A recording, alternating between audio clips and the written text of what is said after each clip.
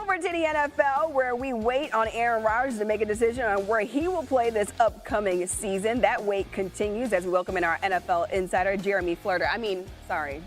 You had to be here yesterday for our high school superlatives. But Jeremy, what's the latest on Aaron Rodgers and the Steelers situation? Amina, the Steelers remain optimistic in Aaron Rodgers. They have had contact, I'm told, with Aaron Rodgers. They believe Rodgers is still interested in potentially becoming a Pittsburgh Steeler, but nothing hard and fast, no updates right now. Two key dates for you. You have OTAs start May 27th. Mini camp, mandatory, starts June 10th. So the Steelers would hope that around one of those two dates, Rodgers would be in a Steelers uniform, ready to go, throwing passes to DK Metcalf and everyone else. Now, the Steelers front office this week is actually on a retreat to sort of plan for the offseason, plan for the summer and the beginning of the year. So nothing is imminent right now. When they get closer to getting on the field, they would love for Rodgers to be ready. So they're going to continue to wait, but they still are optimistic. So if there is no Aaron Rodgers for the Pittsburgh Steelers, what's a potential plan B for them at that quarterback position? I would say Kirk Cousins. I mean, I had some conversations with people this week to lead me to believe that Cousins is at the very least on the Steelers' radar if something were to fall through on Rodgers. Now, here's how they could make that happen. Cousins has $37.5 million in guarantees between this year and next year. Somebody's on the hook for that, whether it's Atlanta or someone else. So to facilitate a trade, Atlanta would need a team to offset some of that money, whether it's $4 million, $20 million, whatever it is. But the feeling around the league is that Atlanta has not been willing to budge on this. They haven't shown a lot of interest in trading Cousins. It would take a hefty price tag for another team to wiggle that out. As one source told me, if they were willing to take a small percentage, like let's say $7 or $8 million of that money, a deal would be done by now. There was interest earlier in the offseason.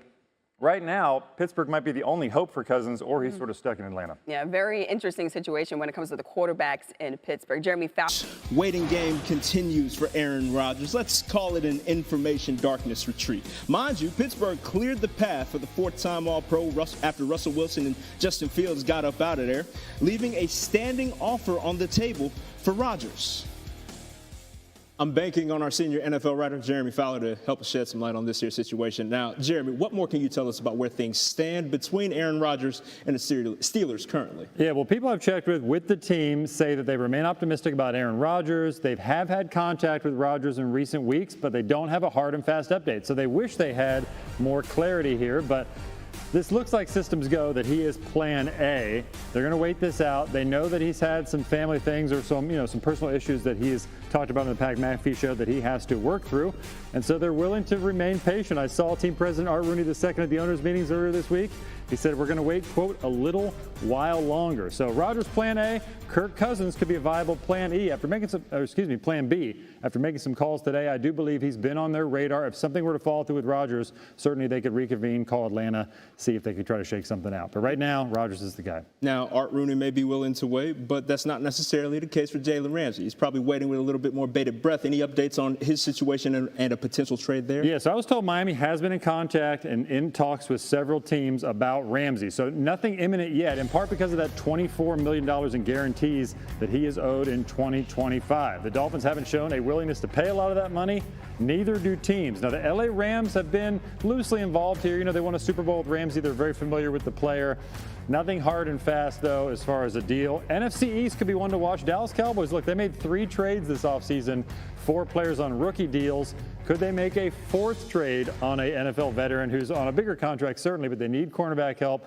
When I checked with somebody in Dallas, they said, look, it's possible we might not be done. It's slow right now, but, we could always be looking to add. Look, there is no question that the 3-time All-Pro corner who will turn 31 in October will certainly be an asset to anyone's roster. Jeremy Fowler with the latest. We appreciate it, bro. Back to the NFL, where number 1 overall pick Cam Ward has the inside track to start at quarterback for the Titans this season. Coach Brian Callahan already likes what he sees from Ward and OTAs, saying, quote, it's the leadership ability and the way he's able to make those around him better, unquote.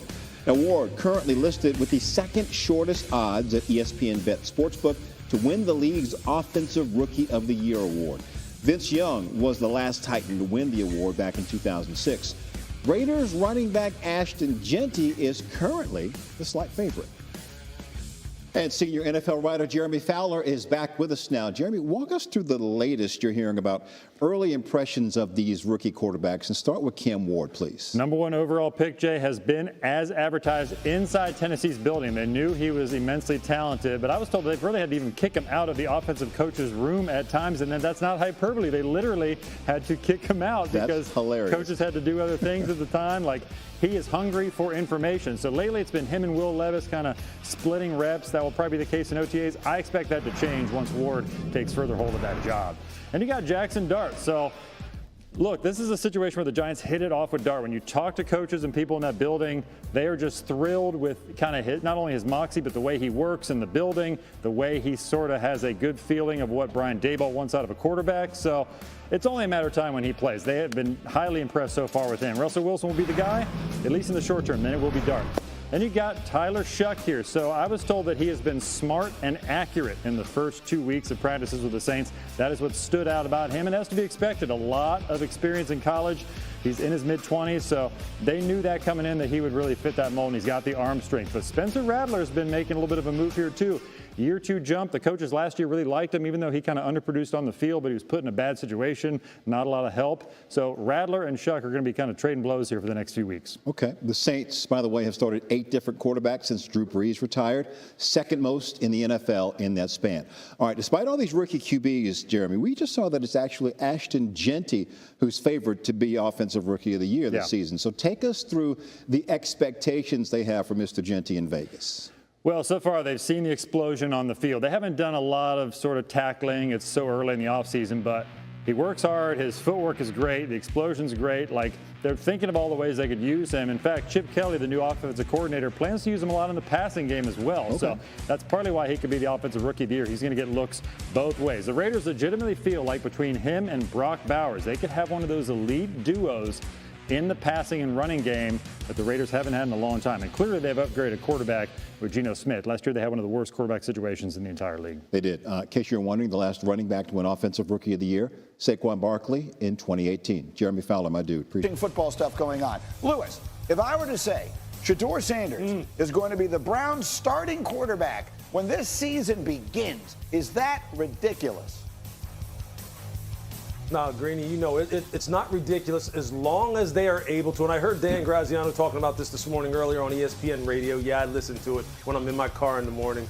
It's all as long as they can get him enough reps. And it sounds like Kevin Stefanski is aware of the fact that in order to create a real quarterback competition, he has to kind of change some things in terms of the way he divvies out reps during the preseason and during the offseason. If he can compete with Dylan Gabriel, if he can compete with Joe Flacco, he can compete with Kenny Pickett, there's a very good chance that if this is an organic competition with a level playing field, he could be your starter week 1, no question about it. Look, sometimes we attach this number now. He was a 5th-round draft pick, and I understand that there was a reason for that. I'm not pretending it doesn't matter at all. But what I'm saying is if he had been drafted in the 2nd round or the 1st, which is what we were expecting, then there'd be almost no debate about it, right? We'd be with exactly the same body of work in college and the same skill set. We would absolutely be forecasting him to be the starter, especially, Dan, when you consider the other options they have available. Right, but he is a 5th-round pick, and there was another quarterback they drafted 2 rounds earlier this year, right? In addition to Joe Flacco, who helped them get to the playoffs 2 years ago, and Kenny Pickett, who he's in the mix as well. So they have 4 guys. They need to get them all practice reps.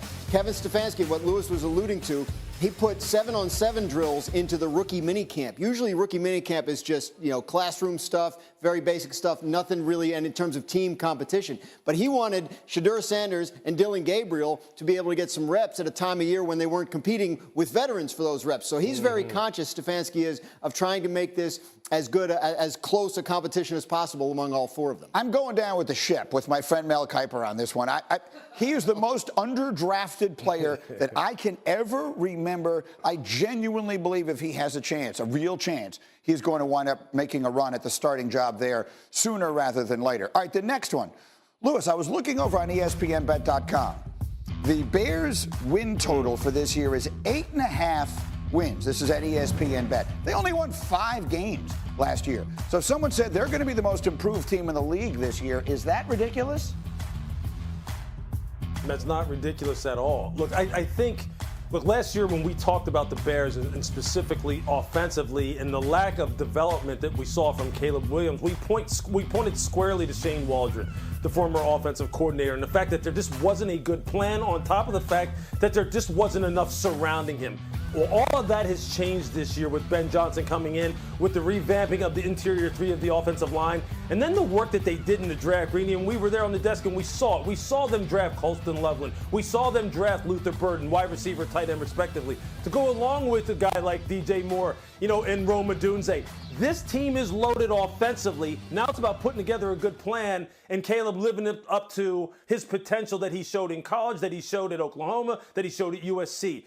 And if all that comes together, this could be one of the more explosive offenses in the NFC and in the league overall. Now, I know that's a big leap. People say, hey, look, let's just crawl before we walk. Let's walk before we run. But look, this league, people can go worst to first in a hurry. I'm not saying they're going to go worst to the first in their division, but they will be much improved. One of the most improved teams in the NFL. Yeah, not at all ridiculous. I mean, look at last year's Washington Commanders, how quickly things can turn around if you put the right people in the right positions. A lot of unknowns with that coaching staff in Chicago, but, they're well regarded, and obviously I think the defense will be good under Dennis Allen. So I think the Bears have a chance, but the division, as you mentioned, is rough. That is rough, and that is going to probably cost them on their win total because they're going to have to fight against those other three teams that all made the playoffs last year. Most improved team, I'd be looking more at like a San Francisco or a Dallas, teams we've seen do it and then had their seasons last year done in by injuries. Oh, you mentioned Dallas, did you? Well, isn't that a good segue? So yesterday, A.J. Brown was talking about, of all things, the Eagles' biggest rival, and listen to what he said. Now, we're going to have to worry about him, for sure. We're going to have to worry about him. No, I like the trade. I do like the trade. I like the competition, and I like George Pickens. I like CeeDee Lamb and that collab, and it's gonna be exciting to watch, bro, because all that does is bring the best out of us.